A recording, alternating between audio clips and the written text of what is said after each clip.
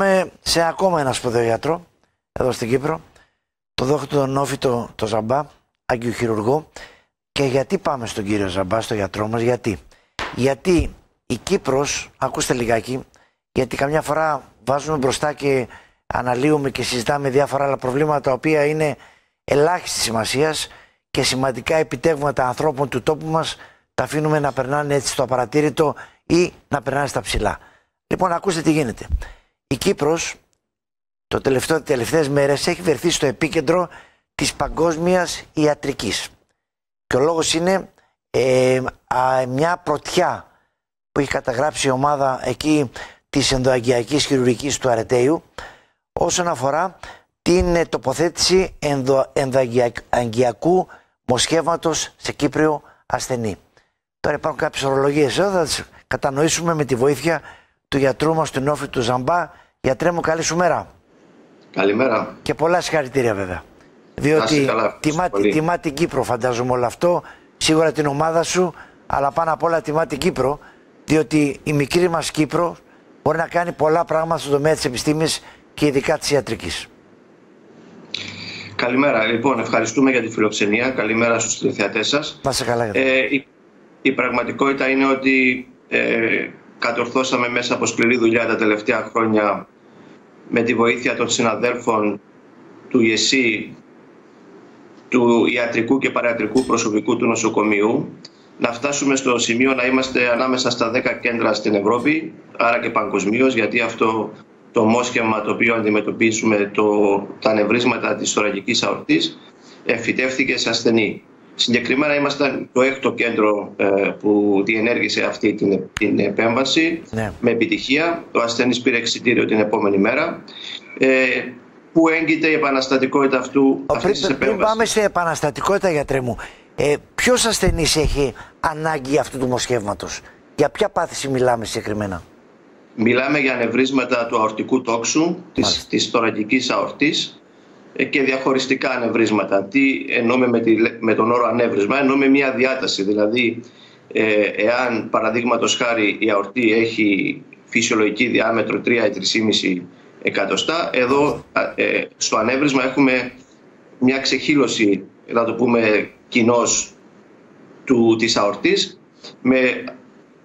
με συνεπαγόμενο κίνδυνο να σπάσει. Δηλαδή είναι σαν μια φούσκα η οποία φουσκώνει και όταν σπάσει έχουμε κατάσχετη αιμορραγία που τις περισσότερες φορές οδηγεί στο θάνατο.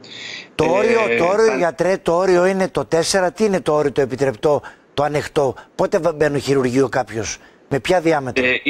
Είναι στα 5 εκατοστά, αλλά εάν συνυπάρχει και διαχωρισμός, δηλαδή εάν ο χιτώνας στο τείχομα είναι σχισμένος και δημιουργούνται 2 αυλοί, εκεί αυξάνεται ο κίνδυνος. Επίσης, εάν έχουμε έρκος, δηλαδή αν έχουμε μια πληγή στο τείχομα, μια τρύπα δηλαδή, η οποία μεγαλώνει, είναι ένας άλλος λόγος για να διενεργηθεί αυτή η επέμβαση. Είναι το ίδιο πράγμα, μιλάμε και ίσως και για την αορτή στο στομάχι μας, στην κοιλιά μας, έτσι? Στην κοιλιακή, ακριβώς.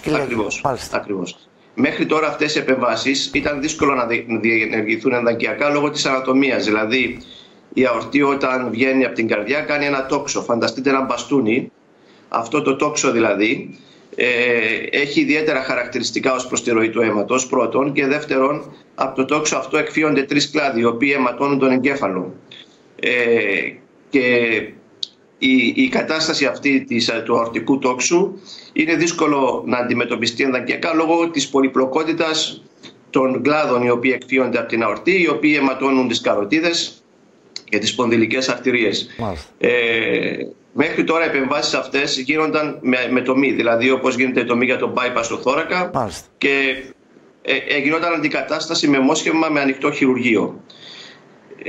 Το μόσχευμα το οποίο χρησιμοποιήσαμε εμείς είναι ενδακιακό, δηλαδή μπαίνουμε από το πόδι με μικρούς καθετήρες και μπορούμε να συνδέσουμε και να φτιάξουμε αυτό το μόσχευμα στο αορτικό τόξο και να συνδέσουμε τους κλάδους. Γιατί η δυσκολία είναι να συνδεθούν οι κλάδοι οι οποίοι αιματώνουν τον εγκέφαλο.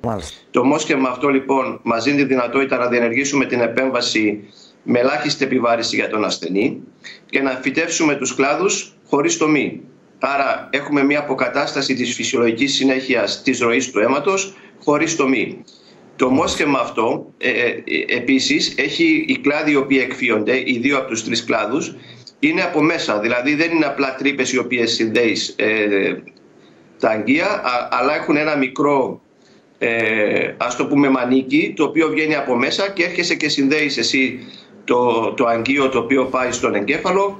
Έτσι μειώνεται ο κίνδυνος να έχουμε κάποια διαφυγή από το σημείο της ένωσης.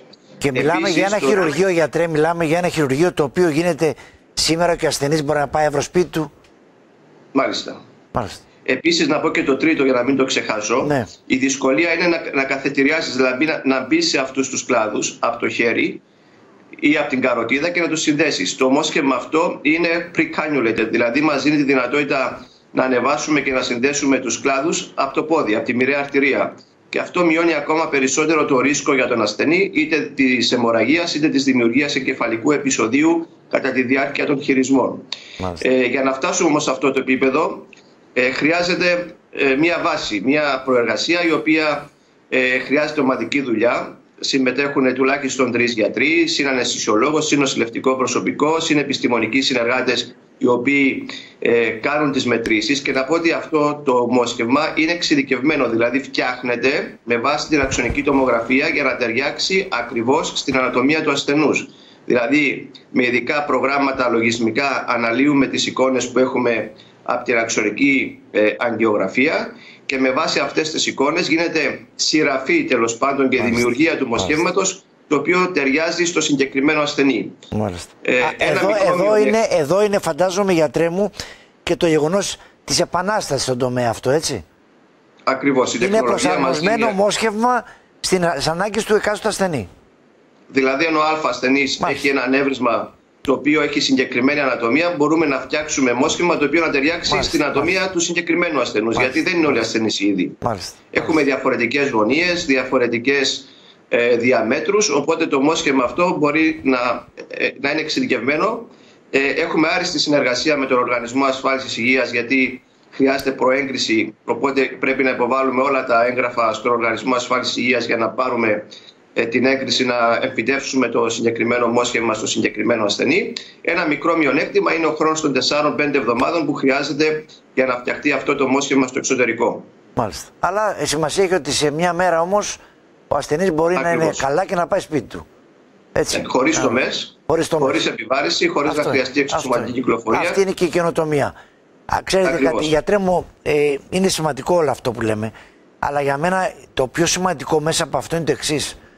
Ότι φαίνεται ότι η ιατρική στον τόπο μας, στη χώρα μας, στη μικρή μας Κύπρο, έχει κάνει άλματα. Παλαιότερα, πριν 10-20 χρόνια, μπορεί να ήμασταν φτωχός συγγενείς. Αλλά σήμερα νομίζω πρωτοπορούμε σε πολλούς τομείς και είναι παράδειγμα προς μίμηση η χώρα μας. Σωστό.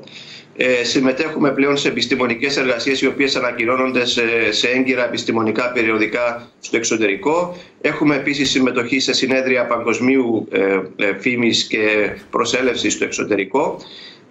Αυτό που μας κάνει να ξεχωρίζουμε όμως είναι η ομαδική δουλειά. Δηλαδή δεν είναι one man show. Είναι μια ομαδική δουλειά με πολλές ειδικότητες και εάν βάλουμε το εμείς μπροστά από το εγώ γενικά στην νοοτροπία μας ως Κύπρος μπορούμε να επιτύχουμε πολλά πράγματα. Δηλαδή ο σκοπός μας πρέπει να είναι η βελτίωση, η πρόοδος, η εξέλιξη με γνώμονα πάντα το καλό για τον ασθενή και τον συνάνθρωπο. Έτσι.